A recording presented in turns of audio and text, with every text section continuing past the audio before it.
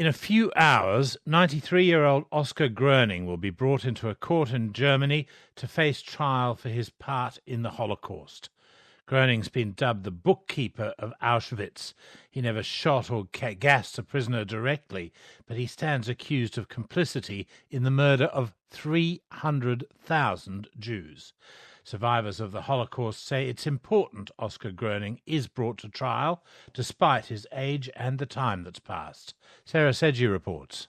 Sydney-sider Olga Horak was 16 years old when the Nazis took her to a transit camp during the Holocaust.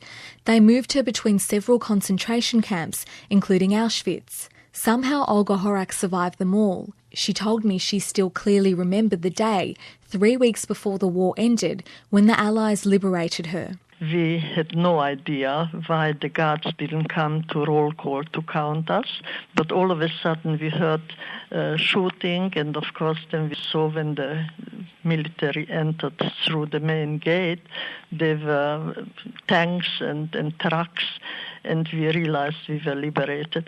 Some people cried, some people laughed hysterically, and some people didn't know how to react. At that stage, we were more or less zombies. I was 29 kilos. Olga Horak doesn't have a specific memory of Oskar Groening, the 93-year-old about to face trial for his part in the Holocaust, but she does believe he's not too old to face justice. The way I feel is if somebody is a murderer, he's a murderer forever, no matter how young or old he is. Oskar Groening was 21 years old when he worked at Auschwitz.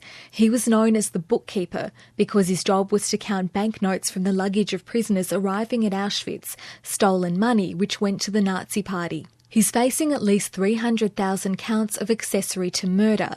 Oskar Groening has spoken to the media in the past about his time at Auschwitz. He says he never harmed anyone, but that he was a cog in a killing machine. Professor Conrad Queet is the resident historian at the Sydney Jewish Museum and a former chief historian of the Australian War Crimes Commission. That is his defence strategy, and he also maintains that he is innocent, that he hasn't committed any crime. But what is important here, that someone who served in the epicenter of the Holocaust and who witnessed and who does not deny that can now help be accountable for that, simply being serving in Auschwitz. In the lead up to the trial, Professor Queet received a request from a former state prosecutor in Germany to try and trace relatives of Auschwitz survivors to be co-plaintiffs in the trial. Dozens of survivors and relatives of survivors from around the world will be there.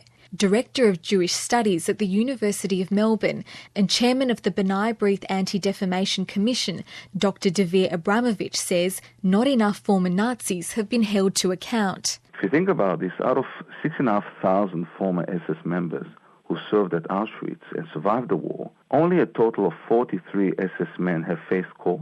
He says this trial is significant because it shows that no matter how much time has passed, the case can still be heard. Simon Wiesenthal, the famous Nazi hunter, once said, "When history looks back, I want people to know the Nazis weren't able to kill millions of people and get away with it." So every single prosecution, as the one that we are seeing now, is an important reminder that justice can still be achieved for the victims of the Holocaust. Olga Horak told me that for her the time past is irrelevant to the trial. And no matter how old I am and how many years later, it is now 70 years after the end of the war, I can still feel the hurt because it never leaves me. Holocaust survivor Olga Horak ending Sarah